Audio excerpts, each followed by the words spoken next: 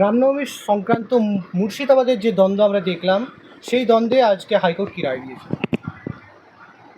মুর্শিদাবাদের রামনবমীকে কেন্দ্র করে এবং তার আগে থেকেই গণ্ডগোলটা শুরু হয়েছিল। সেটা হচ্ছে নীল ষষ্ঠীর দিন থেকেই গণ্ডগোলের সূচনা। তার মাঝখানে যে কারণে মুর্শিদাবাদের ডিএম 14 থেকে 16 এই কয়েকদিন 144 ধারা জারি রেখেছিলেন এবং মাঝখানে সেটা আবার 17 তারিখের জন্য উনি তুলে নেন এবং 17 তারিখেই আরও বৃহৎ আকারে গণ্ডগোল দেখা দেয়।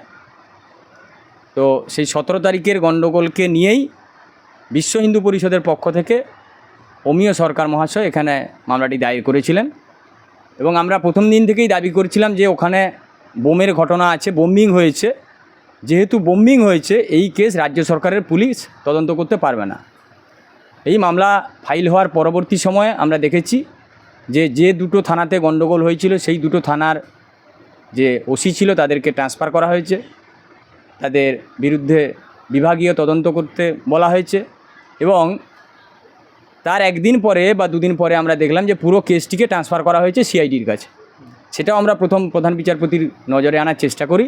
তখন রাজ্য সরকারের আইনজীবী এবং ওনাদের যারা অ্যাসিস্ট করছিল যেসব পুলিশ অফিসার তারা প্রথমে অস্বীকার করার চেষ্টা করে, কিন্তু পরবর্তী সময় তারা মেনে নেয় যে না, কেসটি সিআইডির কাছে ট্রান্সফার হয়েছে। তা সেই কেসেরই আজকের রিপোর্ট দেওয়ার কথা ছিল। সেই রিপোর্ট যেটা দিয়েছে এখনও আমরা হাতে পাইনি, আমাদেরকে সার্ভিস করতে বলা হয়েছে। কিন্তু সেই রিপোর্টে যেটা দেখা গেছে যে বোমের অভিযোগ আছে, এটা প্রমাণিত এবং আরও কিছু নিশ্চয়ই মেটেরিয়াল আছে যেটা দেখে প্রধান বিচারপতি ডিভিশন বেঞ্চ আজকের এই মামলার প্রিলিমিনারি ইনকোয়ারি করার দায়িত্ব দিয়েছে এনআইএকে এবং আগামী 10ই মে সেই ইনকোয়ারি রিপোর্ট সাবমিট হবে এবং পরবর্তী শুনানি হবে 10ই মে। আচ্ছা, বিচারপতি কী বললেন?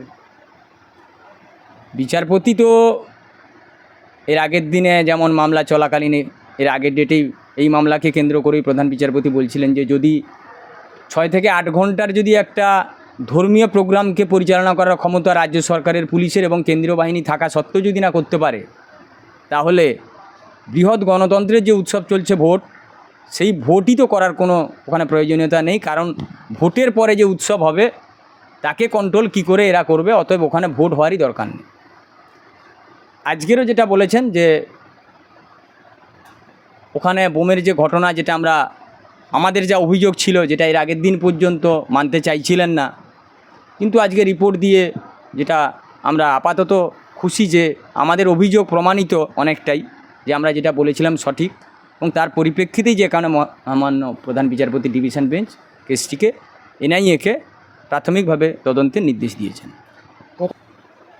গতবারে আমরা দেখেছিলাম হাওড়ায় রামনবমী সংক্রান্ত একটা মিছিলে ওখানে বোম ব্লাস্টিং হয়, দুপক্ষের দ্বন্দ্ব হয়, হিন্দু এবং মুসলিম। বারংবার এই ঘটনা, এবার হাওড়া নয়, এবার মুর্শিদাবাদ। কী বলবেন, এই ঘটনা কবে থামবে? এই বক্তব্য আমাদেরও ছিল যে একটা সম্প্রদায়ের কোনো অনুষ্ঠান পরিচালনার ক্ষেত্রে বারে বারে আর একটা সম্প্রদায় আক্রমণ করবে কেন, এবং তার জন্য প্রতি মুহূর্তে কোর্টের দ্বারস্থ হতে হবে কেন? বাকি অন্যান্য ধর্মেরও নানান অনুষ্ঠান হচ্ছে, সেটা নিয়ে তো কেউ কাউকে পাথর ছুঁড়ছে না, ইট মারছে না, কোনো ডিস্টার্ব করছে না। এটা একমাত্র এর আগের দিনও আপনাকে বলেছি, এটা পুরোপুরি সরকারের মদতে হচ্ছে। সরকার চাইছে তাই গণ্ডগোল হচ্ছে। গত বছর যেটা হাওড়াতে হয়েছিল রামনবমী মিছিলকে কেন্দ্র করে, এবছরও আমরা সেখানে মামলা করে সেই রাস্তা দিয়েই মিছিল বের করেছি কোর্টের নির্দেশে, প্রশাসনিক হেল্প নিয়ে। এই বছর কোনো রকম সমস্যা নেই, কারণ সরকার চাপে ছিল, কোর্টের নির্দেশ ছিল। সরকার না চাইলে কোথাও কোনো গণ্ডগোল হবে না। আমি আপনাকে আবারও বলছি, সরকার চাইছে তাই গণ্ডগোল হয় বা হচ্ছে। সরকার নিজে, সরকারের যারা দায়িত্বে আছে তারা নিজেরাই উস্কানিমূলক বক্তব্য দিচ্ছে, যেটা নিয়ে বিগত দিনও আমরা মেনশন করেছি কন্টেমের জন্য। তো তাতে এই সরকার নিজেরা চাইছে ডিস্টার্ব করতে, তাই সাধারণ পাবলিক তারা ডিস্টার্ব করছে।